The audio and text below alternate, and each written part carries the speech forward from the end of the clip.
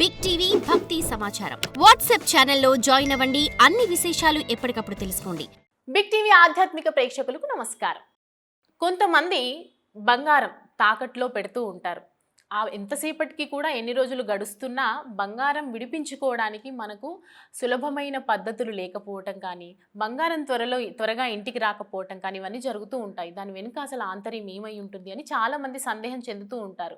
దానికి సంబంధించినటువంటి చక్కటి రెమెడీస్తో మనతో పాటు ఉన్నారు ప్రముఖ జ్యోతిష్య వాస్తు పండితులు శ్రీ దేవులపల్లి బాలచంద్ర శర్మ గారు. వారిని అడిగి వివరాలేంటో తెలుసుకుందాం. నమస్కారం గురుగారు. నమస్కారం. చాలామంది బంగారం తాకట్లో పెట్టుకుంటారు. కొన్ని వాళ్ళ ఫైనాన్షియల్ ఇష్యూస్ వల్లనో దేని వల్లనో చాలామంది అయ్యో మేము తాకట్లో పెట్టుకున్నాం, బంగారం ఇంకా విడిపించుకోవడానికి సమయం రావట్లేదు, అసలు టైం కుదరట్లేదు, ఎందుకో మాకు కరెక్ట్గా అనిపించట్లేదు అని చాలామంది పండితుల దగ్గరికి వెళ్ళి సలహాలు తీసుకుంటూ ఉంటారు. వాళ్ళకి ఏం చెప్తారు? శ్రీమాత్రే నమః, శ్రీ గురుభ్యో నమః.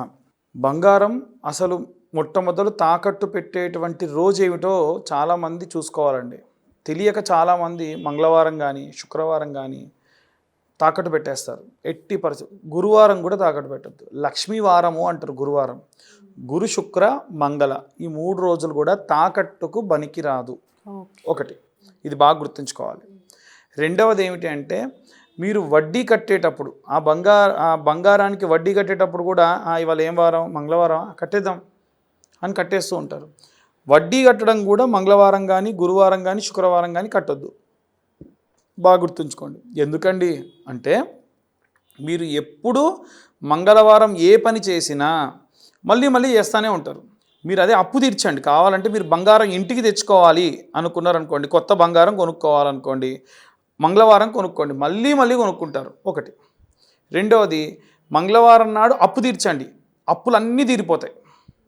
సూపర్గా అప్పులన్నీ కూడా మీకు మంగళవారం తీరిపోతాయి. మీరు మంగళవారం చేసిన పనులు మళ్ళీ చేస్తారు అనేటువంటిది నిజం. ఎక్కడైనా వెతకండి, సరిపోతుంది. ఒకటి.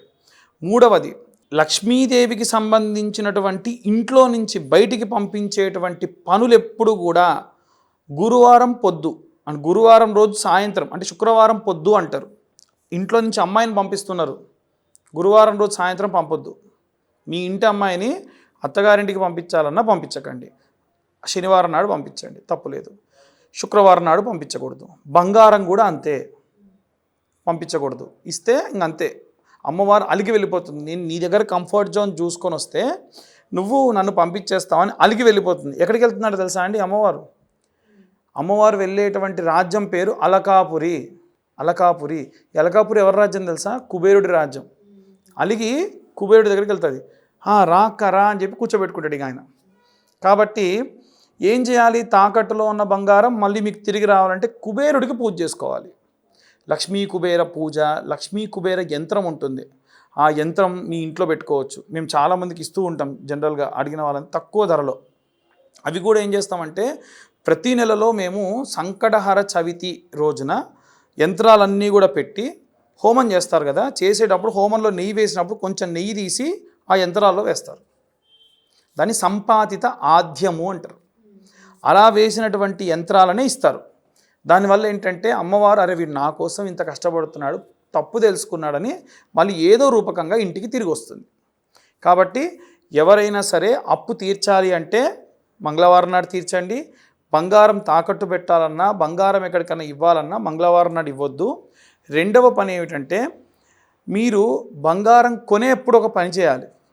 మన బిల్లు 8,000 అయిందనుకోండి ఉదాహరణకు, లేదా 80,000 అయిందనుకోండి, ఇంకొక రూపాయి ఇవ్వండి. ఇచ్చి నాకు 8,000 ₹1 బిల్లు ఇవ్వండి అని చెప్పండి. అయ్యో ₹1 ఇవ్వండి అంటే 10 రూపాయలు ఇవ్వండి, పర్లేదు. మీకు టోటల్ బిల్లు వచ్చేసి కౌంట్ చేస్తే 9 అవ్వాలి. 9తో ఏం చేసినా మళ్ళీ చేస్తారు. అట్లా హాస్పిటల్స్ బిల్స్ అంతే కట్టారు, మళ్ళీ హాస్పిటల్కి వెళ్తారు. బంగారం కొనేప్పుడు కానీ, ఏదైనా వస్తువు కొనేప్పుడు కానీ, ఏదైనా మన ఇంట్లో మళ్ళీ రావాలి అని కోరుకునేటప్పుడు ఏమైనా వస్తువులు ఉంటే అలాంటి వాటికి ఖచ్చితంగా మీరు 9 సంఖ్య రౌండ్ ఫిగర్ అవ్వాలి బిల్. అలా ప్లాన్ చేసుకుంటే మళ్ళీ అవుతాయి. అలా బంగారం కొనుక్కునేటప్పుడు ఇది చేయండి, అప్పు తీర్చేటప్పుడు చేయకండి, మళ్ళీ అప్పు చేస్తారు. ఇంకోటి, మీరు ఏదైనా వడ్డీ కట్టేటప్పుడు నేను చెప్పిన ఈ రెమెడీ పాటించండి. ఇంత గిన్నెలో గాజు కప్పులో ఉప్పు తీసుకోండి. ఆ ఉప్పులో కొంచెం అంత పచ్చకర్పూరం వేయండి. వేసి రాత్రంతా మరుసటి రోజు ఉదయాన్నే మీరు తీసుకెళ్ళి డబ్బులు కట్టేది ఉంటే క్యాషే కట్టండి వడ్డీ. మామూలుగా ఈ బంగారం తాకట్టు పెట్టిన దానికి కట్టే డబ్బులే కాదు, ఏదైనా అప్పు తీర్చేటప్పుడు కూడా వడ్డీ కడుతూ ఉంటారు కదా ప్రతి నెల, అందులో పెట్టి తీసుకెళ్ళి వాళ్ళకి ఇవ్వండి. తొందరగా మీ అప్పు తీరుతుంది. చాలామంది గతంలో కూడా వీడి డబ్బులు ఉప్పులో పెట్టించినట్టున్నాడు, ఎప్పటికీ వడ్డీ కడుతున్నాడు తప్ప అసలు కట్టే పరిస్థితిలోకి రావట్లేదు అంటారు. మనం వడ్డీ కట్టేటప్పుడు కూడా ఇలాంటి పని చేస్తే తొందరగా మన వడ్డీ క్లియర్ అయిపోయి మన అసలు పూర్తవుతుంది అనేటువంటిది ప్రామాణికంగా చెప్పడం జరుగుతుంది. ధన్యవాదాలు గురుగారు, చక్కటి రెమెడీస్ని మాకు తెలియజేశారు. అంటే ఆయన చెప్పినట్టుగా ఏ సమయంలో పెట్టాలి, ఏ వారంలో పెట్టాలి, ఏ టైంలో ఈ పని చేస్తే అది మన ఇంటికి త్వరగా వస్తుంది, మన కష్టాలు తొలగిపోతాయి అనేది ఖచ్చితంగా ఆయన వివరించారు. సో అవన్నీ పాటించండి, హ్యాపీగా ఉండండి. For more videos like this, subscribe Big TV channel.